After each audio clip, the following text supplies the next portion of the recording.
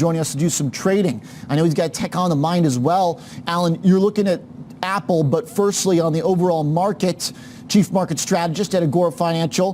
What do you think about the second vaccine move? It seems like we've got a similar dynamic as the Pfizer reaction, but maybe a little bit more muted.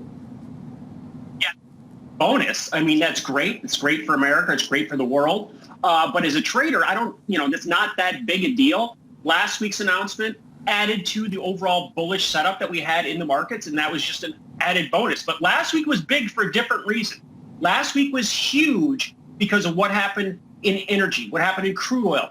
XLE, the energy ETF, had a 17% jump, the biggest move since they've been keeping records in 1989. So that stuck sector is now showing signs of life, and you're seeing crude oil coming up to the top edge of the sideways range. And I think that as a barometer could be very much a positive. So you've got oil, and the fact of what didn't happen last week, tech did not make new highs. And like you mentioned earlier, it's been, 2 months now since the all-time high. So I think there's still a lot of potential there for that sector to play a little catch-up here and assume its leadership once again. So, Alan, you ready to bet on that through the NASDAQ, through fading volatility, through a company trade? What's the best way you think to get exposure to the potential for the NASDAQ to catch up here and make highs? Great setup because it's all about Apple. We're going to take another bite at Apple here. Now, Apple is America. Apple is the NASDAQ. And so the NASDAQ was actually negative last week, got very close to unchanged. But we're about 3% away from the top in the NASDAQ as it stands right now. But Apple is 15% from its high. So Apple's been stuck here between 105 and 125 for the last few weeks. It's got a series of higher lows, a very, very, very attractive chart pattern here. So looking for this to assume, again, this leadership, because the stock market used to be all about Apple, and I think that's going to come back into play one more time.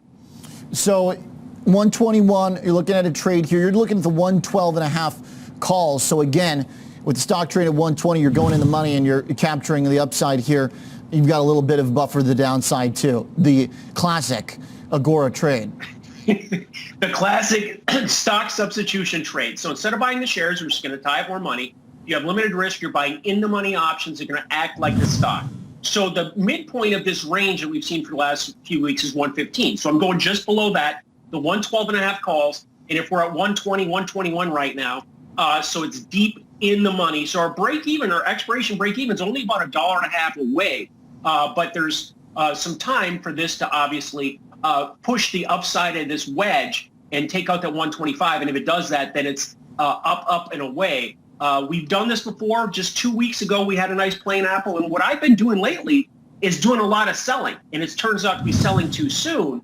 But you're getting these nice moves in the markets, which give these options a nice 5% move in a stock, can be a 50% gain with these in-the-money options. So that's the strategy. And I'm still a believer, and I don't know anyone that's not a believer in Apple, but this is a great way to play it with this strategy. Okay, 121 means you don't have to quite get back to the October level in Apple. You only need about another buck here to start making some cash on this trade. So exactly. You don't need a huge rally. You just need it to catch up a little bit. So we'll keep our eyes on it, Alan. We'll definitely follow up. Appreciate the trade as always. Thanks for keeping it in the tech space as we're looking at some of the winners in today's tech market limited, but they're there. Micron up big, chips up notably, and